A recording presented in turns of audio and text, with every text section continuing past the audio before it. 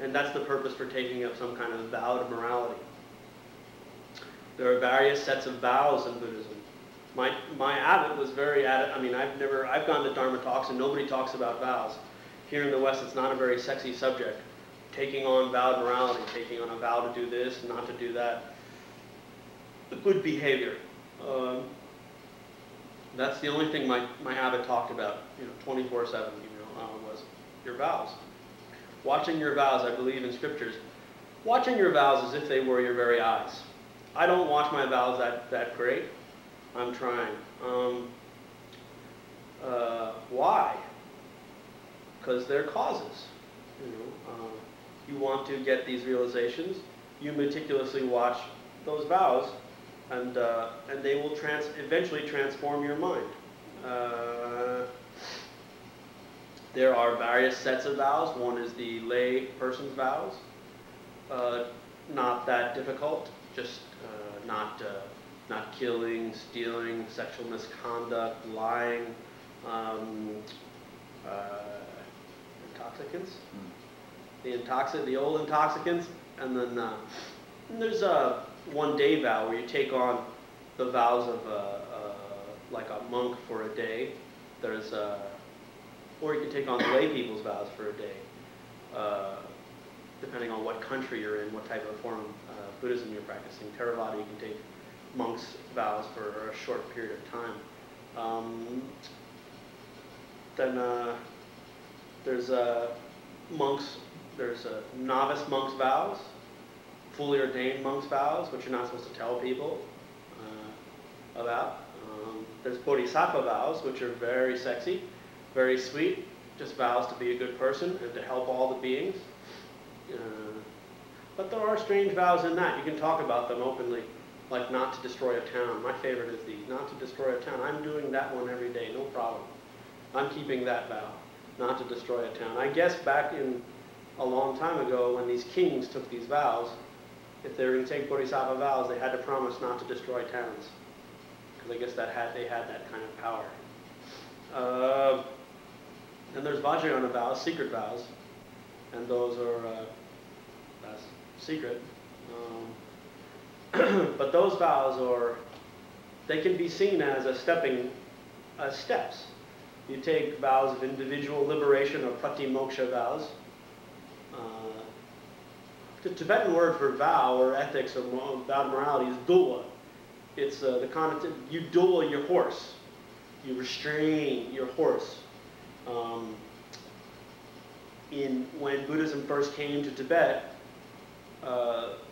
you'll often hear remarks that they came and tamed the Tibetan people, because there's very much that they essentially gave them the Dharma, and then people tamed their own mental afflictions.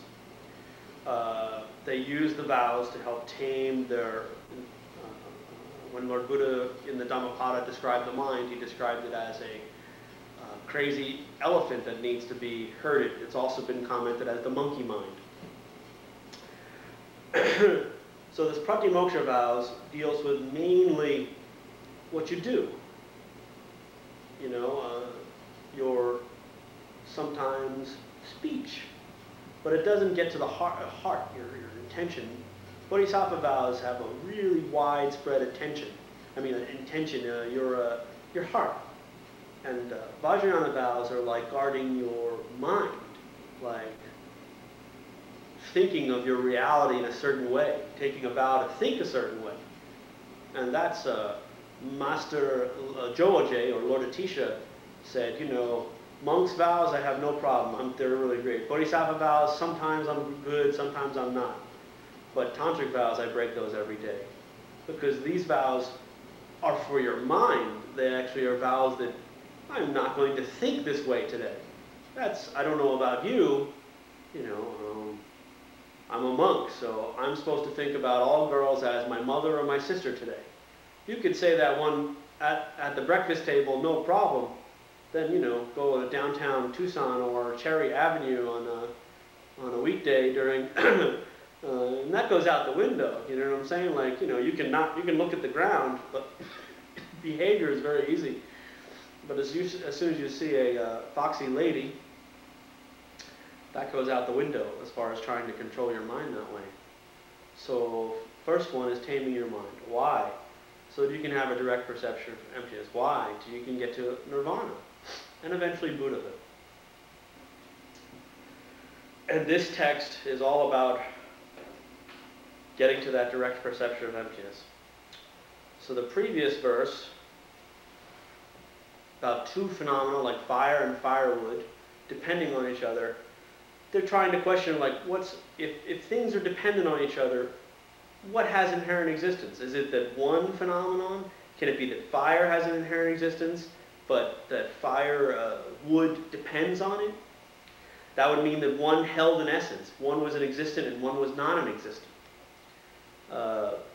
They often bring up the simile of two boats. It's like trying to get to the shore. If you're drowning and you grab onto a couple of boats and you're trying to move through a lake by grabbing a hold of another boat with a boat, because there is no essence there. There is no. If you want to get to a shore, you don't try to get it by rowing, with another boat. It's not a good analogy, but there is no. You can't find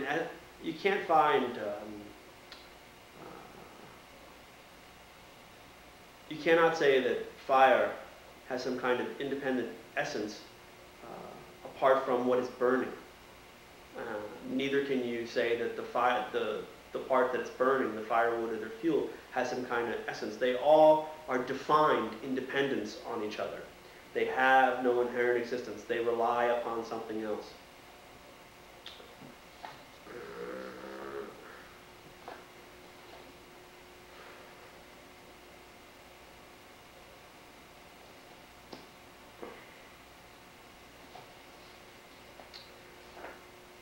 The firewood itself is not the fire. There is no fire that exists apart from firewood. The fire does not possess the firewood. Fire does not support the firewood, and firewood does not support the fire. It's examples of between bases and their attributes. Often like pot, like cup, white. What is the cup? The cup has a top and a bottom. The cup and the table, what is their relation? They can be said to exist conventionally. How? They perform a function. Do they exist ultimately? No. The only way that I can know cup is that if I have a mental image of a cup within my own mind. We have a dog, a pit bull in Bisbee, pit bull mutt mix, and to her everything is a chew toy. There is no cupness to Cinnamon Girl. To her it's a chew toy. To a bug it may be something to walk on. To us it's a cup. Even if you start to then, reduce cup and try to look for the essence of cup.